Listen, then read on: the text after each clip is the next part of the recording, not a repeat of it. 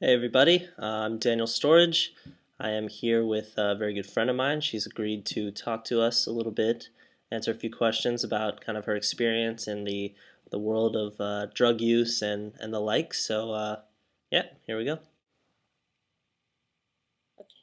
Alrighty. Okay, hi Darcy. Hello, Daniel. So when did you start using drugs?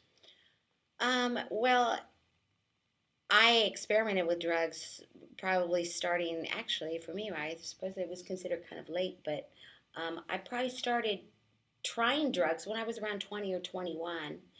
I'd been drinking, though, for a few, let's see, I don't know, not yeah, by the time I was 21, I was drinking, I was partying pretty much. But with regards to drugs, I never really tried drugs too much. I mean, I smoked a little weed in high school, but that was like everybody was doing it, so it was no big deal. And I really didn't like it much, so I didn't really get Was into it it. was it kind of a time period thing? Yeah, kind of. Yeah, I had a girlfriend because I played guitar with a girlfriend of mine, and she loved to get stoned, and it was like okay, whatever. But I never really enjoyed it much. I Hmm. just thought getting stoned was kind of a waste because I was always tired, hungry, and paranoid, and so.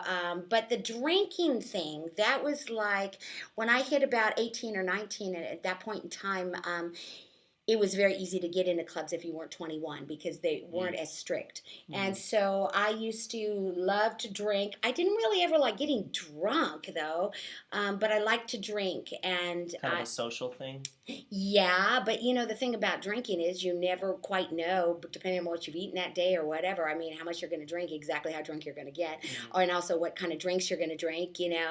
Um, but also, too, I'd gotten into music, playing in clubs, and what had happened in my late teens, I started to get this idea that I couldn't really sing unless I'd had a couple of drinks. I saw myself depending on alcohol. And so I pretty much started getting out of music because I didn't want to depend on alcohol for anything. Hmm. I knew this. During that time though, as far as drug use, I was using cocaine. Yeah, but I mean I wasn't like going out and buying it. I never bought it at that age. I just did it because I was with somebody who was doing it. Just Um, kind of got it from them. yeah, exactly. And cocaine was very popular, and especially if you drank because it kept you from getting drunk. I mean, it was great. It's like the cocaine and the booze went really well together. I was 26 when I met my husband or to be husband, and I knew I wanted to have kids and everything like that. So I pretty much, I mean, I was still doing some drugs occasionally because he was an alcoholic. I mean, come to find out he was an alcoholic, but I mean, he also, we met like because we did cocaine together and stuff. We were just partying with everybody else. We came from a place in Newport Beach where it was very prominent to be doing coke, and so we did that. But I saw myself kind of growing out of it. He didn't want to grow out of it, but I saw uh, me growing out of it, which by the time I got into my early 30s and we were still dating, he was still drinking, pretty much not doing drugs anymore, but he was still drinking. I knew he had a drinking problem, but for some reason, I guess I needed Al Anon at that point because I thought I could fix him, and I didn't realize. So, anyway, um, I wanted to have kids. I knew this, and it looked like, he and I were going to stay together. So I basically stopped all drinking, any kind of drug use. I got very, very healthy. Um, in my early 30s, we ended up getting married. And by the time, like I had Brian when I was 36, but I mean, my whole 30s was pretty much drug and alcohol free. I was so not there. So it was And like hope for the future, kind well, of, that yeah, and triggered the. also I wanted to be healthy, and I felt really good. I'd started my own business, and I was doing real well, except for the one fact I was married to a major alcoholic. Mhm. That was really hard, and I started to kind of resent alcohol at that point too. I was like, ugh, it just he would not stop drinking. I didn't understand at that point in my life that I couldn't stop him. And what happened was uh, I decided to leave him, and this was in '99.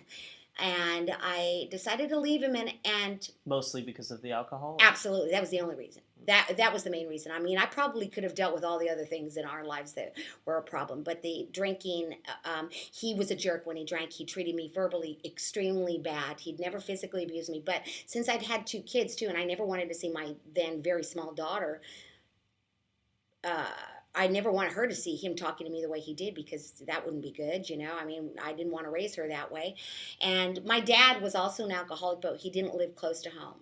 Although when I was raised by him, he never beat me or anything. He was a functioning alcoholic, and he was actually usually there for me whenever I needed him. So I never really had any resentment whatsoever towards his drinking.